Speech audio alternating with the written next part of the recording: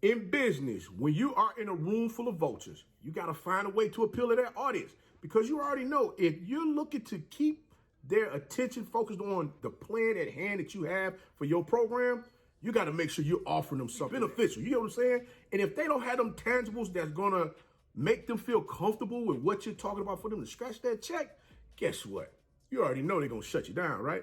Well, looking like there's a few players that might be wanting to commit, not to the University of Alabama, but maybe want to consider Jackson State. We're going to talk about it right after this.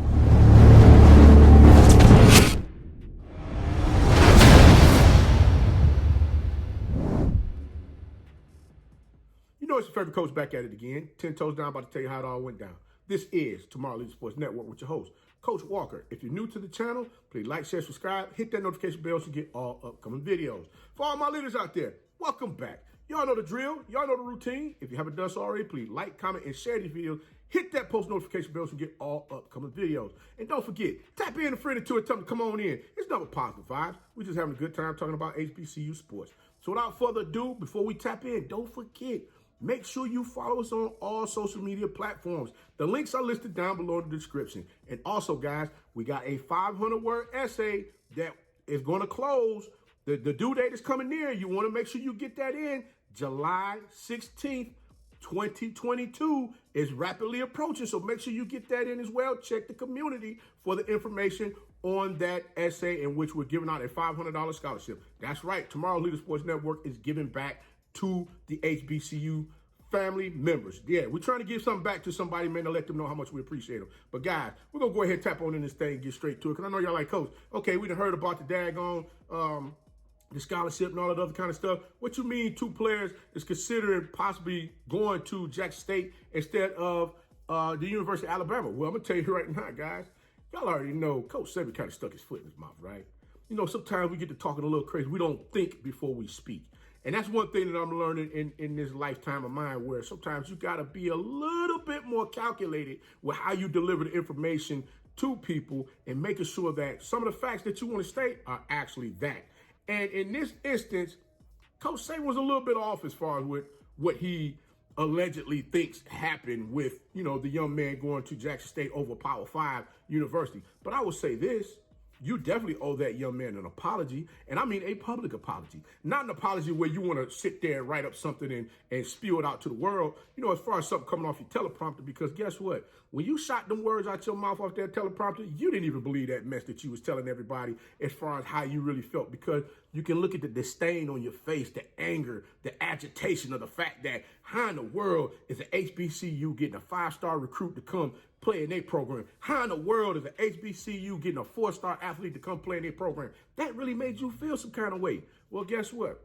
Suck it up, Buttercup, because it's going to be more that's going to go make that change and decide they're going to go somewhere else. So it's nothing really you can do outside of stepping your game up.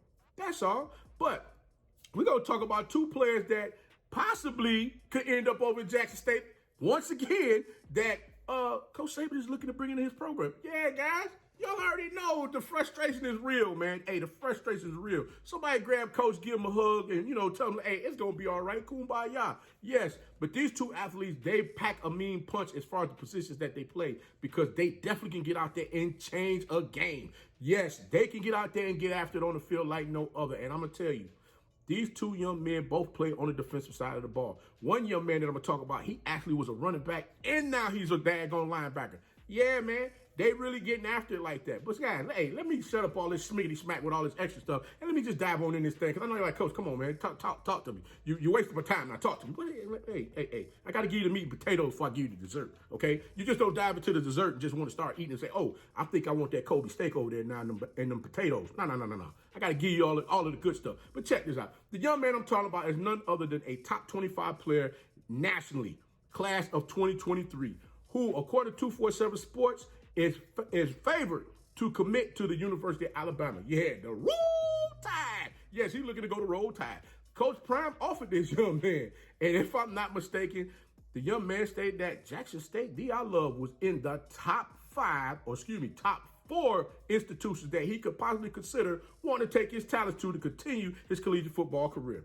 Who am I talking about? None other than five-star recruit, defensive lineman Peter Wood, strong side defensive end, 6'4", 265 pounds. He is ranked 27th nationally. He is also ranked 3rd at the defensive line position. And guys, he's ranked 5th in the state of Alabama. Now y'all already know. 9 times out of 10, when they rank that high in the state of Alabama, where are they going to school? University of Alabama. That's right. Guess what? I did say Coach Prime is in that mix for the top 5. Oh, I did say, okay. Now, this past season, Woods had 93 tackles, 27 tackles for loss, 14 sacks as a junior.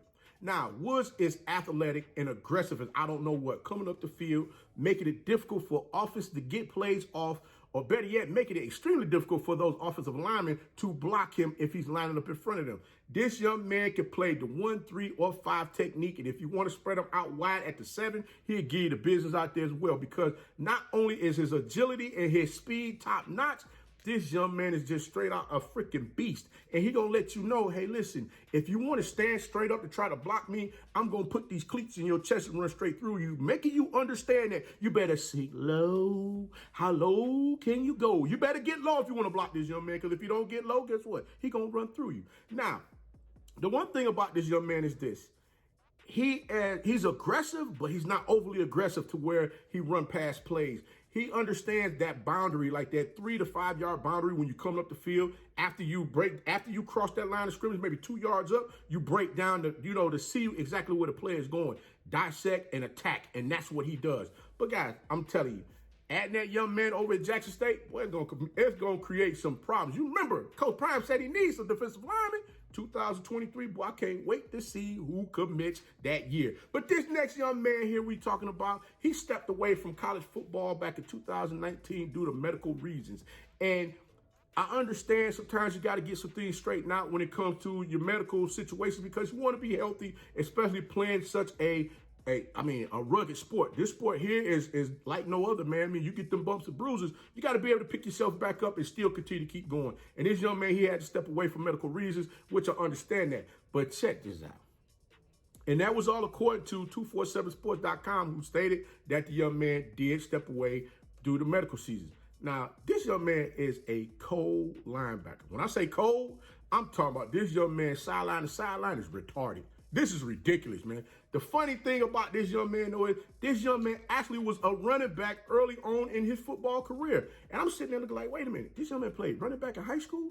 Now, I'm sure you've probably seen a couple of, if you haven't checked his Instagram out, go check him out. But his Instagram page shows him with Destroying. Hey, shout out Destroying. Destroying is doing some major things out here with the youth, making sure that people get to see these young men out here compete that a lot of times you don't see. And that's what it's all about. He's giving back to the youth to let them know they got a platform for people to see them actually get after it.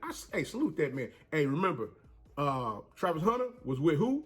Destroying, the same guy. Yeah, so Destroying, go see them, those folks that really know how to get down and get after it out there on that football field. So trust and believe. If Destroying is there, that means this young man is about that big. Former 4-star recruit, DeGabriel Floyd, 6'1.5", 240-pound athlete who played his college football at Westlake High School in Westlake Village, California.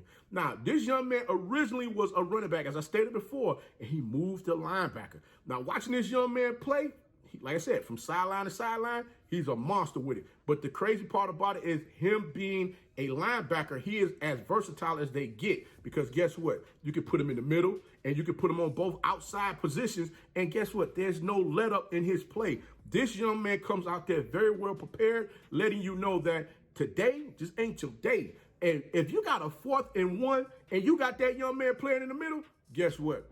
9 times out of 10, it's going to be fire in the hole. He's going to be up in that hole, making sure he stopped that daggone running back cold on that 4th and short. Say, hey, you can go ahead and give my team the ball back, because guess what? We ain't playing that over here today. That's the kind of guy you want right there in the middle. You know, a problem child. And I believe this young man is definitely going to be one of those. I love this young man's intensity when he's out there playing the game of football, because it seems like it comes easy to him.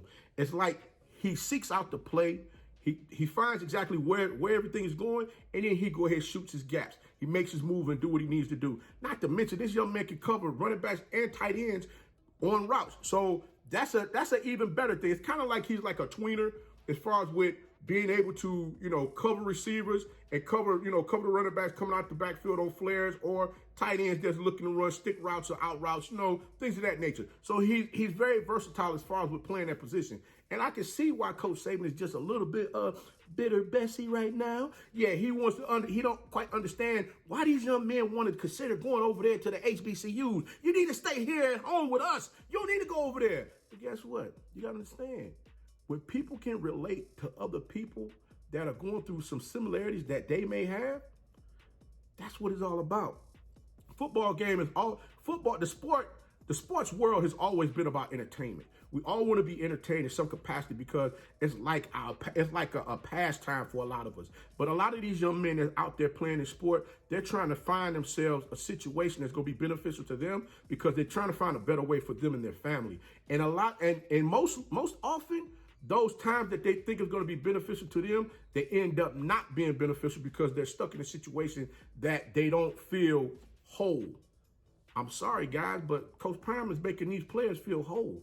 So, yeah, it's a very strong possibility that Coach Nick Saban is getting ready not only to lose a 5-star in-state recruit, but also a 4-star transfer that was offered by the University of Alabama.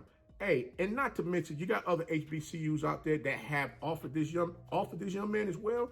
Hey, I'm telling y'all right now, don't let your foot up off the gas. Y'all get out there and keep offering these young men because guess what? HBCU schools, y'all have something to offer them as well. People may think that you don't, but I believe you do because guess what? I come from the culture. Look over my shoulder. You see Morris Brown up there. That's right. And you see over this side too, Alabama A&M. And you see on the other side, Albany State. Yeah, I have paid money for kids to go to school there. I'm just saying. But hey, guys, it ain't about me. It's all about y'all. But I'm loving what's going on with this right now and want to continue to keep seeing more.